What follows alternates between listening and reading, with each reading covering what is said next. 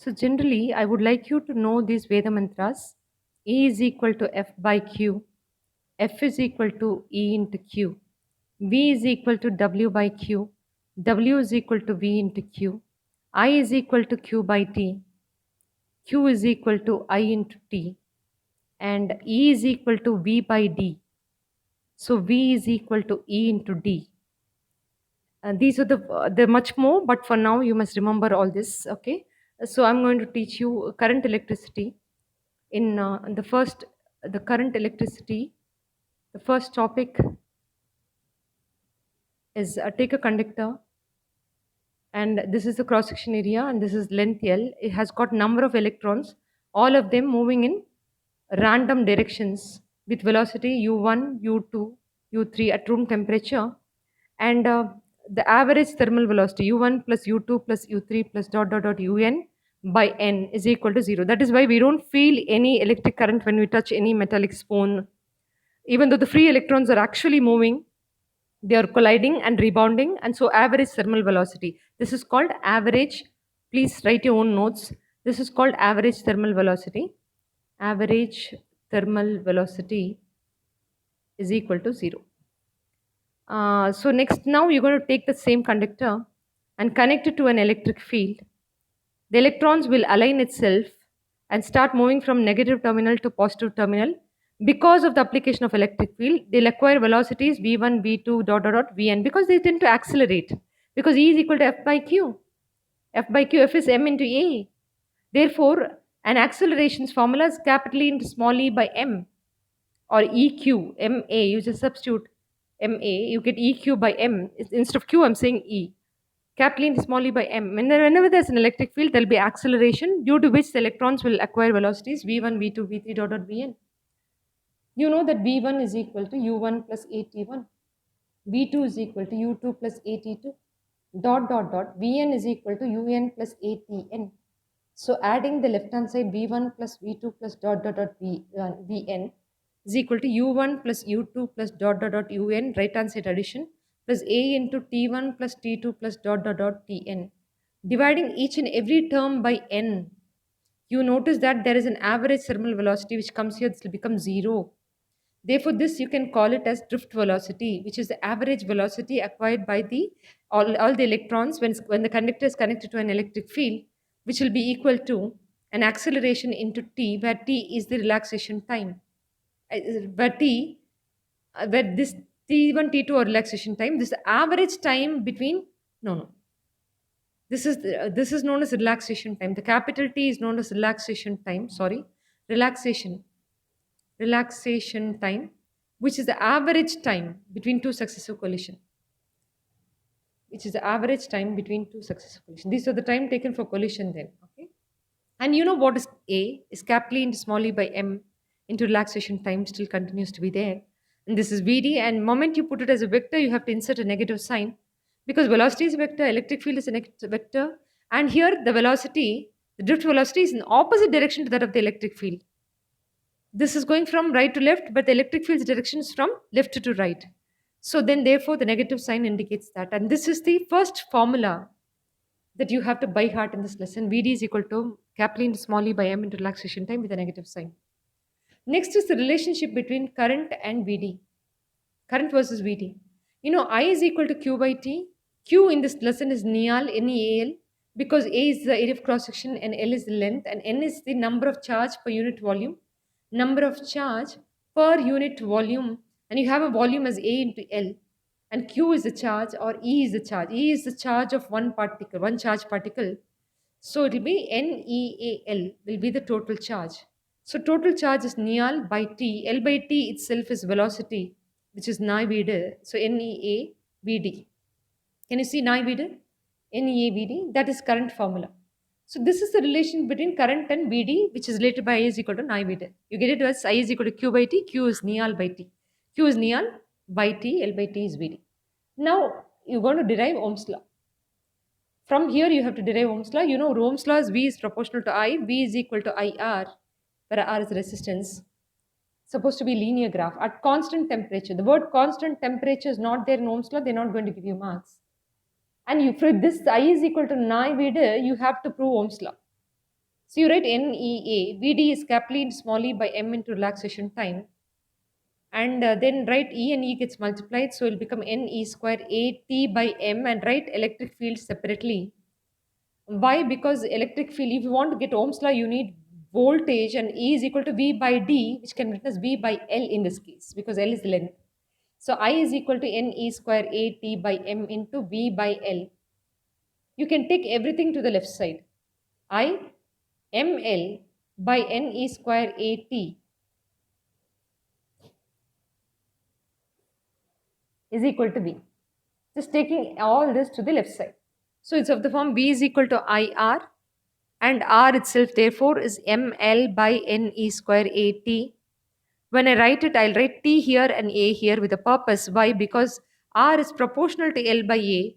R is equal to rho into L by A. So when you group L by A separate, you get rho to be M by NE square T. M by neat. M by neat is the formula for resistivity. Resistance SI unit is ohm. Resistivity SI unit is ohm meter. And reciprocal of it is NET by M, which is per ohm per meter. Conductivity is called conductivity. This is called conductivity, and this is called resistivity.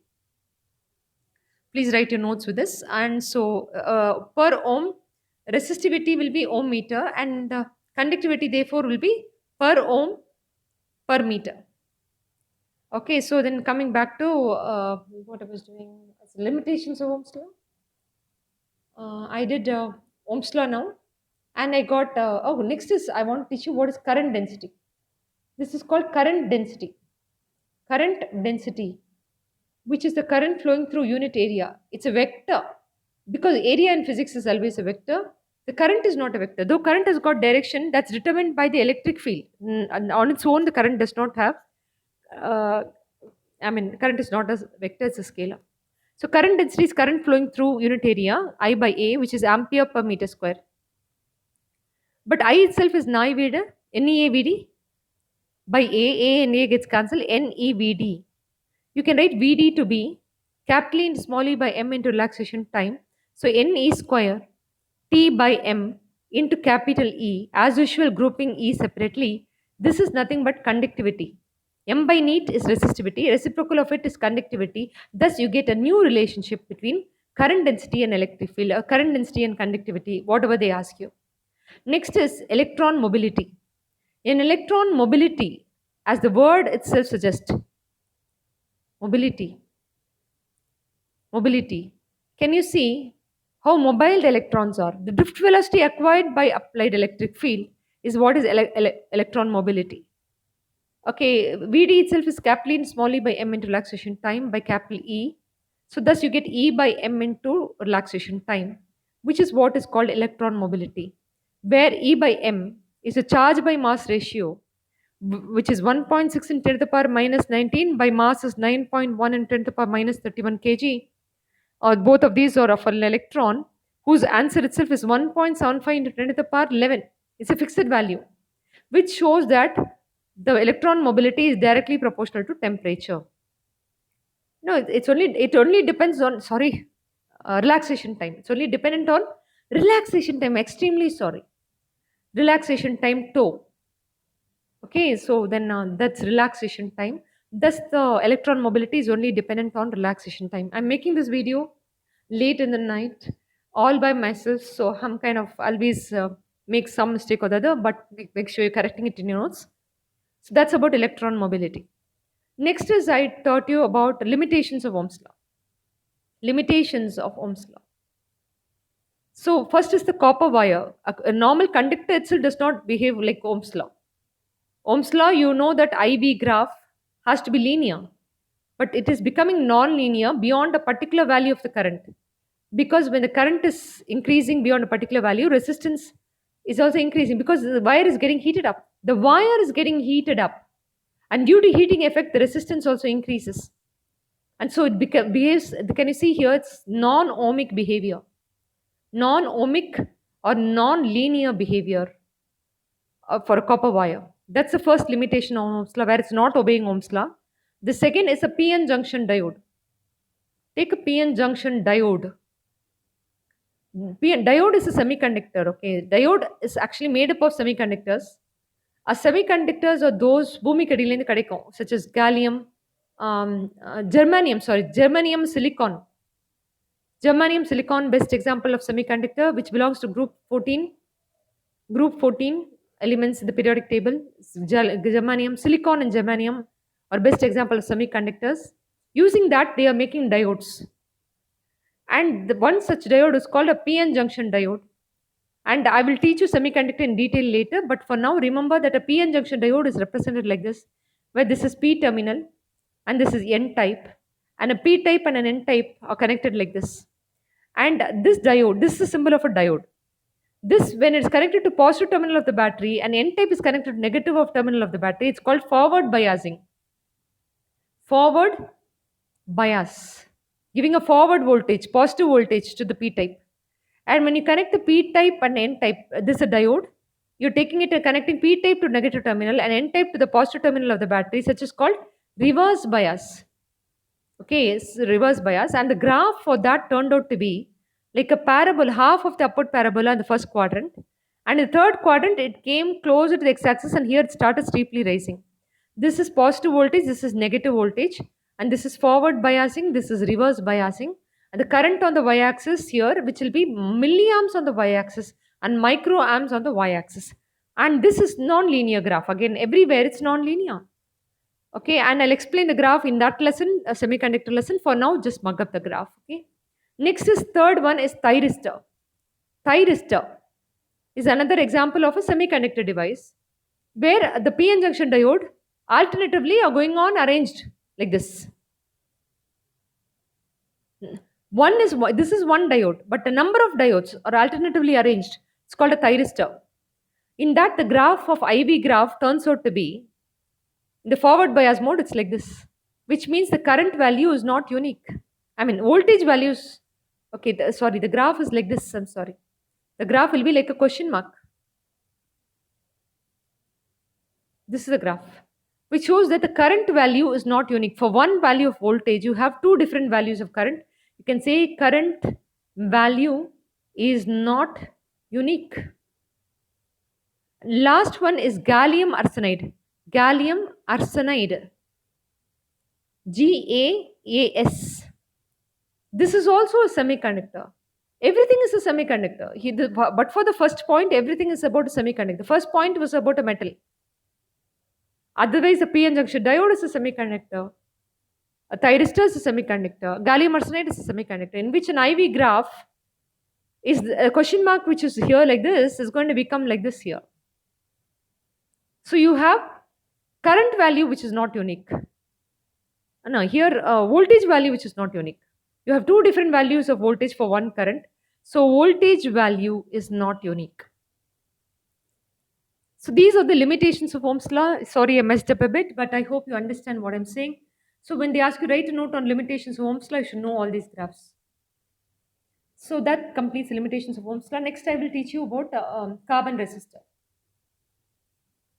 Okay, in carbon resistors, there will be a small device in your lab where there will be different colors, such as red color here, a blue color here, and then it can be, say, a black color here. No, that's not black color. Okay, what should I do for black color? A black color here, and an yellow color here. Something, a gold color. Let's call it as gold. Okay, gold color. So I'm going to teach you this. You should remember. It's like this. It's B.B. Roy.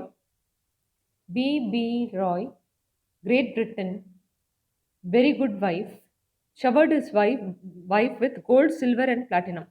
Gold, silver, and platinum. It's like first one stands for black, next one stands for brown, more or less dark colors.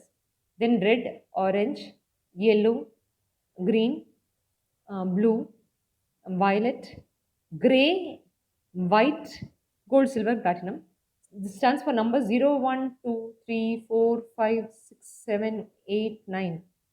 And then this will be plus or minus 5%, plus or minus 10%, plus or minus 20% are the errors. The first one is a red color here, which is number 2. Second one is a, say, blue color. What is blue here is 26. into 10 to the power, the next one is black color, 0. Plus or minus, last one is gold color, stands for the error. Thus, you can find the carbon resistor's value. This is the omitted portion only. 10 to the power 0 is just 1. So, it's 26 in plus or minus 5%. Ohms. Resistance is ohms. Or like this. This is the value of the carbon resistor. Like this, with the first two numbers being the number itself. The third color represents the 10 to the power. And the fourth color representing the error gives you the value of the carbon resistors. That's omitted portion, but it's there for entrance, so I did it. Okay, so next is about out of the blue. I was talking to you about what is superconductivity. Superconductivity. Superconductivity is when the metals are able to conduct very well. So, example is mercury. Take mercury and reduce the temperature at beyond a temperature 4 degree Kelvin. It is losing complete resistivity is gone. Beyond 4 degrees Celsius, 4 degree Kelvin, resistivity is completely gone. So therefore, it behaves like a superconductor. This graph is making you understand what is a superconductivity. Next, I'm going to teach you what is Meissner effect. Meissner, Meissner effect, which is very unimportant because Meissner effect is something to do with magnetic field. I don't know why they want to bring it here. So, in generally, substances can be classified into diamagnetic, paramagnetic, and ferromagnetic. In general, every substance can be classified. How is it diamagnetic? An example of a diamagnetic substance.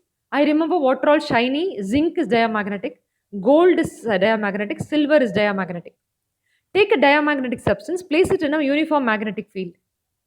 With the moment you place a specimen of a diamagnetic substance, the electric field lines will get expelled. It will go like this. Expulsion of, sorry, not electric field lines, again, magnetic field lines. Why am I even talking about a magnetic field lines in this lesson? God knows, but they have written it, so I'm writing. Diamagnetic, paramagnetic shows that the magnetic field lines, you're placing this metal and the specimen expels or expands the magnetic field lines and pushes it away. Whereas when you place a paramagnetic, this is dia, okay. When you place a para, the field lines will go like this, will get contracted. If you place a ferro, too many field lines will go, not one or two, many lines will go.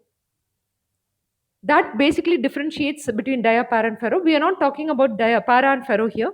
We are just talking about a Meissner effect, the effect that the diamagnetic substance shows when placed in a magnetic field by expelling the magnetic field lines is known as Meissner effect. So that is done. So this is just the introduction of the lesson. This is second part of the lesson. The actual lesson starts here. You go and buy a battery, a cell from a shopkeeper. In the battery they will write 2 volts, 2-volt battery. That is called EMF, represented by capital E, which is basically, is there a current flowing through when you buy from a shopkeeper? No. The measured voltage, the terminal, the potential difference between the positive electrode and the negative electrode of a battery, when no current is flowing through, is called EMF. When no current is flowing through, is called EMF E. Come back home, connect it to a resistor. There is a bulb. Have a switch. Close the circuit. Close the switch. Connect a voltmeter parallel to the battery. Voltmeter is supposed to measure the voltage. You bought a 2-volt battery. When the current is actually flowing, the voltmeter will show 1.5 volts. You can't poi sanda podukudadu. Enna na 2-volt battery vaine, but now it shows 1.5 volts. No. This is called terminal potential difference, which is represented by V, which is the potential difference between the positive and the negative electrode of the battery when current is flowing through. So you understand, when current is flowing through, the V will be lesser than E. When a current is flowing through, V will be less than E, and the relationship is equal to V is equal to E minus IR, where the potential is no more E, it has become V because it has got a potential drop.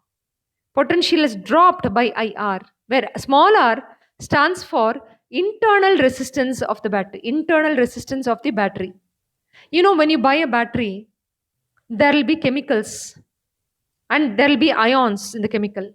When the moment you switch on the circuit, the electrons will start flowing. And these ions will offer resistance to the flow of electrons. And such resistance is known as internal resistance, small r, which is provided by the battery. And the moment current flows through is I into small r will be potential drop, and that is what I've written here. And this is a very, very important formula. So, what is it? The first Veda mantra, the first formula that you need to remember here is V is equal to E minus IR. Another formula is I is equal to E by capital R plus small r. The EMF of the battery by capital R plus internal resistance. So you take this is the second equation, substitute second equation, the first equation, you get V is equal to E minus E by capital R plus small r into R. So cross multiplying, get V capital R plus V small r is equal to E capital R plus E small r minus E small r. So consolidate the capital R. V small r is equal to E capital R minus V capital R. V small r is equal to R into E minus V. And small r is equal to capital R into E minus V by V. Small r is equal to capital R into E by V minus 1. So if you know the Kadilavangra battery or EMF which is printed on the battery, you know the terminal potential difference V which is measured from the voltmeter. You know the resistance of the bulb which is printed on the bulb itself. You do the connection, you notice you'll be able to find the internal resistance of any battery that you're buying from the shop. This is another most important formula. Small r is equal to capital R into E by V minus 1. Now, that is done. Now, you're going to connect batteries in parallel and series. So, you have two batteries. Let's connect it in parallel. You have two batteries which are connected in parallel. The current that's coming in here will flow in as I1 and I2. This is got EMF E1, this is got EMF E2, this is got internal resistance R1, this is got internal resistance R2. Yet the potential V will be the same because it's parallel connection. We are doing both the batteries are connected in parallel. So what is the Veda mantra in this lesson? You know, I is getting split up as I1 plus I2. The first Veda mantra is V is equal to E minus IR. Let's juggle it and find what is I. E minus V by R. Juggle it, you get this. So, you know, I is equal to I1 plus I2, which is E1 minus V by R1 plus E2 minus V by R2. So, E1 by R1 plus E2 by R2 minus V into 1 by R1 plus 1 by R2 is what is I. So, take LCM, you get R1 R2 and E1 R2 plus E2 R1 minus V into this LCM is R1 R2, it's R1 plus R2 or R2 plus R1. So, then therefore, but you want it in the form V is equal to E minus IR. Here's all other way around. So what you do is take this to this side and take I to this side. So you get V into R1 plus R2 by R1 R2 is equal to E1 R2 plus E2 R1 by R1 R2 minus I. Now you want only V on the left side. So take it to that side. It will go inverted, reciprocal. So E1 R2 plus E2 R1 by R1 plus R2. It will become this R1 R2. This R1 R2 will get readily cancelled no? When you invert it and send it to that side. I into R1 R2 by R1 plus R2. Thus you get in the format V is equal to E equivalent minus I R equivalent. So E equivalent is E1 into R2. That battery's EMF into this battery's resistance. So connected in parallel. Plus E2 R1 by R1 plus R2. And R equivalent, you know, is 1 by R1 plus 1 by R2 or R1 R2 by R1 plus R2. So this is the way you have to derive. It's a very, very important derivation. Next, what happens when the batteries or cells are connected in series? Current is going to be the same. This is E1, R1, E2, R2. And here the current is going to be the same. Voltage will be V1 and V2. So you'll split as V is equal to V1 plus V2. And V is equal to E minus IR is the Veda mantra. So conveniently you can write E1 plus E1 minus I R1 plus E2 minus I R2. So this is what is V. So consolidating E1 and E2 minus I into R1 plus R2. This is already in the form V is equal to E equivalent minus I into R equivalent. This R equivalent in series is R1 plus R2. E equivalent is E1 plus E2. Okay. But you should notice this that this is the derivation is over. So the battery when they are connected like this in series, if this is E, it is E plus E. Or if it's E1 plus E2, it will be E1 E2, it is E1 plus E2. But when the batteries are going to be connected like this, if this is E1 and this is E2, it will be E1 minus E2. Just remember this point. But the resistance will still be R1 R2, it will be R1 plus R2 in both the cases. The resistance doesn't change, only the resultant EMF changes. So next is about, let's consider number of cells. Number of cells. See, let's draw 10 cells like this. 1, 2, 3, 4, 5. 1, 2, 3, 4, 5. 10 cells are connected. You know it's 10 into E because each of them has EM of E. Internal resistance, smaller. They're similar cells, identical cells. It's 10E and 10R is the equivalent resistance. 10E is the EMF, equivalent EMF. 10R is the equivalent resistance. One of the board exams, what they did is this, they reverse, or in other words, they just gave it like this, and they reverse the direction of this. This and this will be E minus E will get cancelled. So the resultant EMF will be 80, but the resistance will still be 10R. Don't change that. Okay, on any account, don't change that. That is what is the something I want to teach you. And after this, I also taught you this one. You have number of cells which are connected in series. Supposing there are n cells like this, so it will be n into E. All of them are identical with E n small r being the EM of an internal resistance. So it will be NR in series. But like this, there are M connections like this. M connections. And they're totally connected to an external resistance. And there's a key here. Of course, the key is getting closed. What is happening? So, every row there's an NR, there's an NR, correct? Every row there's an NR. So 1 by NR plus 1 by NR plus 1 by NR. Like that, how many are there? M is there, M such rows. So it will become M by NR. So it will be NR by M, reciprocate because it was parallel. So a small r equivalent is NR by M. That is the equivalent of internal resistances. All the equivalent internal resistance will add up to NR by M. There's an external resistor capital R. Therefore, the total resistance in the circuit will be capital R plus NR by M. And I is equal to E by R. But in this E is not E. It is n into E because the Ne is for every row. What to say? That's Ne is the net potential across that region. By R is not R, is R plus NR by M, which will make it MNE by M capital R plus N small r. So this is the value for current, formula for current. And why do you do such network? You always want current to be maximum, which means the denominator should have to be minimum. Then only current will be maximum. This is an entrance exam question again. For the denominator to be minimum, you should take it like this and root of M capital R the whole square. Because MR can be root and square get cancelled, still MR, no? Plus root of NR the whole square. It's like A square plus B square, which can be written as A minus B the whole square plus 2AB, which is root of MR minus root of NR the whole square plus 2 into root of MR root of NR. So for this term to be minimum, this to be minimum, this has to be minimum. For this to be minimum, this has to be 0. So M capital R should be equal to N small r. Capital R is equal to NR by M. Therefore, choose your bulb external resistance in such a way that it will be equal to the equivalent internal resistance NR by M. NR by M. So that's about it. That's a necessary condition for current to be maximum in a circuit. I hope you understood till here. Please become very thorough. There are certain graphs that I would like you to understand. See this graph is an IV graph. Okay. Normally, I'll do an IV graph, right? Here, I'm doing a VI graph. And this is like this negative slope. If I read it like this, it will be positive slope. It's negative slope. And you should understand that you know the formula V is equal to E minus IR. Rearrange it. V is equal to minus IR plus E. So it's like Y is equal to mx plus C, where current is a variable. Current is a variable, correct? And voltage is a variable. So this your C becomes your y-intercept. So this is E. The y-intercept is E.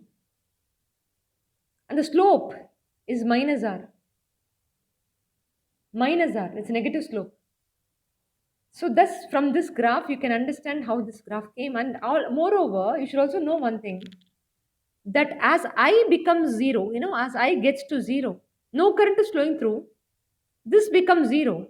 And so then this becomes V is equal to E. Therefore, the EMF can become equal to terminal potential difference on the condition that when there's no current flowing through the circuit.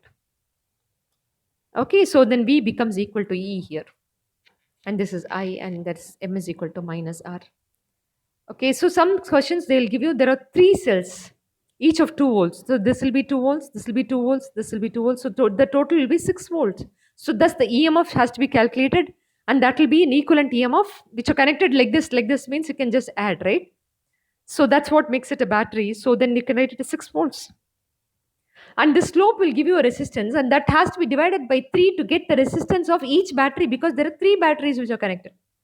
So what you will get in the slope is the equivalent resistance, and you have to divide it by 3 in order to get the individual resistances of every cell, and that's how the sums will come. Then another graph that's very, very important is a graph between resistance and voltage.